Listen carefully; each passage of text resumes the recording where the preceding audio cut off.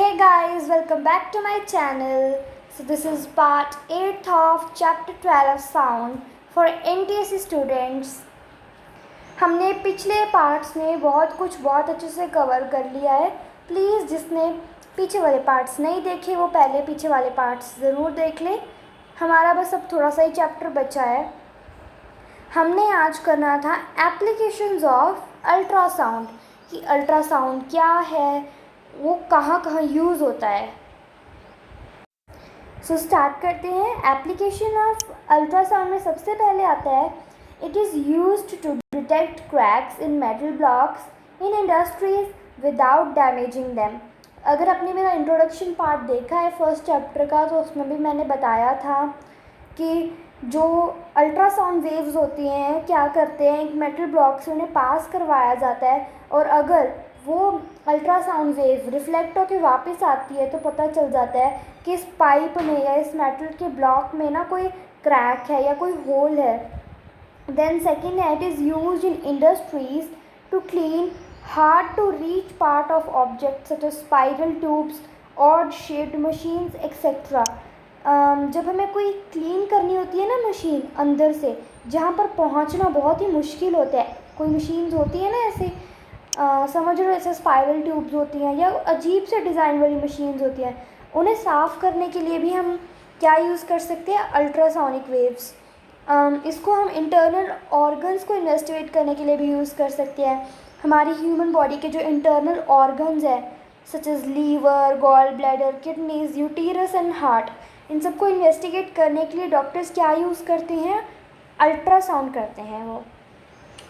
आगे है एकोकार्डियोग्राफी.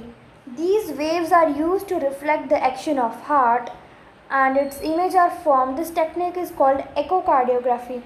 तो ये हार्ट की प्रॉब्लम्स को देखने के लिए यूज़ होता है मेथड एकोकार्डियोग्राफी. इसमें भी अल्ट्रासोनिक वेव्स ही यूज़ होती हैं.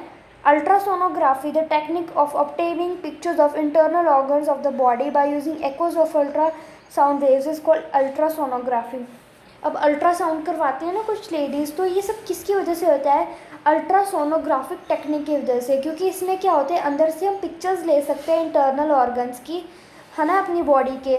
कैसे क्या होता है, अल्ट्रासोनिक जो वेव्स होती हैं ना, अल्ट्रासाउंड वेव्स होती हैं वो अंदर एको प्रोड्यूस करते हैं. उसकी वजह से हमारे पास एक पिक्चर ऑब्टेन होती है इंटरनल ऑर्गन्स की एंड उसे हम बोलते हैं अल्ट्रासोनोग्राफी. उसके बाद है ultrasound is use to spread tiny stones in the kidney of fine grains.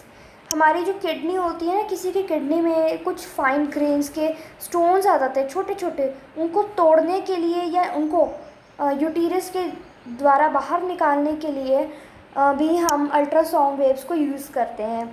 ठीक है, तो ये मेटल ब्लॉक की एक इन्होंने दी हुई है टेक्निक.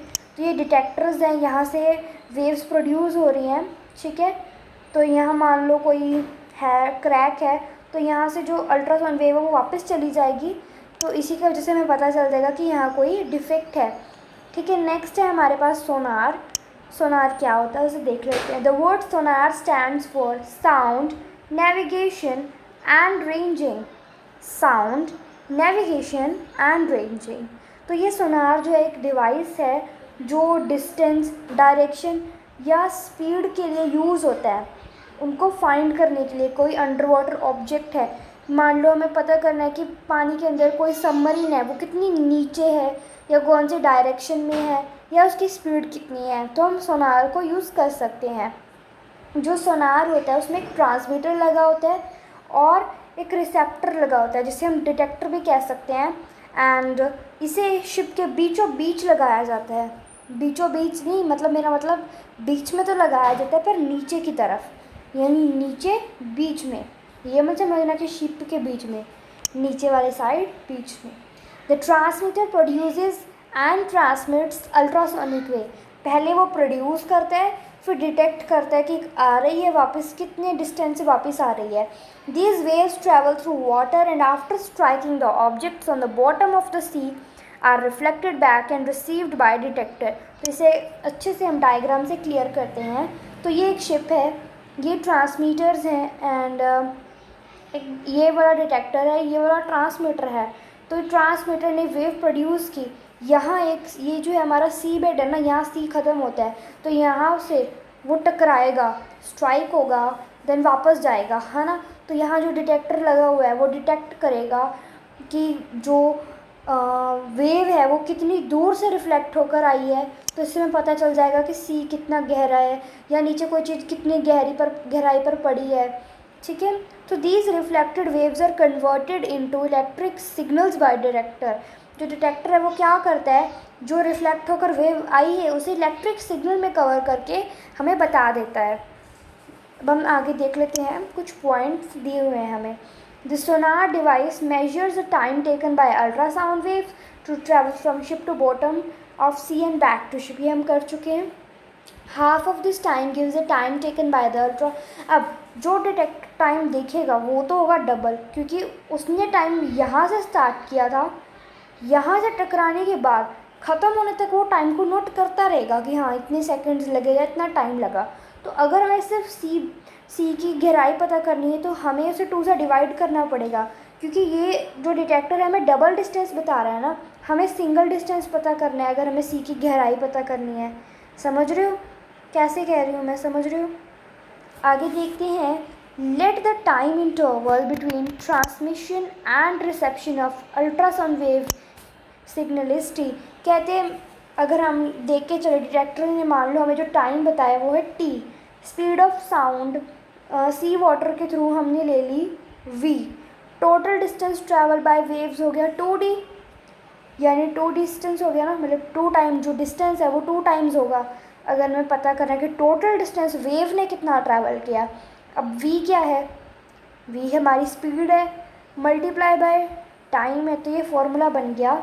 इसको हम एको रेंजिंग भी कहते हैं।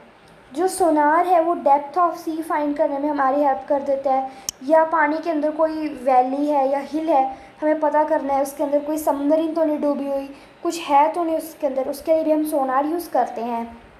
Okay, bats fly in the dark night by emitting high-pitched ultrasound waves which are reflected from the obstacle of prey and return to bat's ear. The nature of reflection tells the bat where the obstacle or prey is and what is it like. तो इसका meaning देख लेते हैं, अच्छे से clear कर लेते हैं। मान लो ये एक बैट है, ये वो बैट नहीं है जो जिससे हम क्रिकेट खेलते हैं, ये वो वाला बैट है जिसे हम चमगादड़ कहते हैं हिंदी में, बट मुझे यही वाला बनाना था तो मैंने यही बनाया है, ठीक है। तो ये क्या करेगा, इसको दिखाई तो देगा नहीं क्योंकि ये अंधेरे में ही उड़ते हैं या अंधेरे में ही जागते हैं, तो इसे दिखाई कैसे देगा, कोई भी इंसान अंधेरे में नहीं देख सकता। तो ये क्या करते हैं, अल्ट्रासाउंड वेव्स प्रोड्यूस करते हैं। तो अगर सामने कोई भी चीज़ है तो उससे रिफ्लेक्ट होकर उसके कानों तक वापस आएगी ना, है ना, तो उसे पता चल जाएगा कि आगे कोई ऑब्जेक्ट है, मुझे ध्यान से चलना है।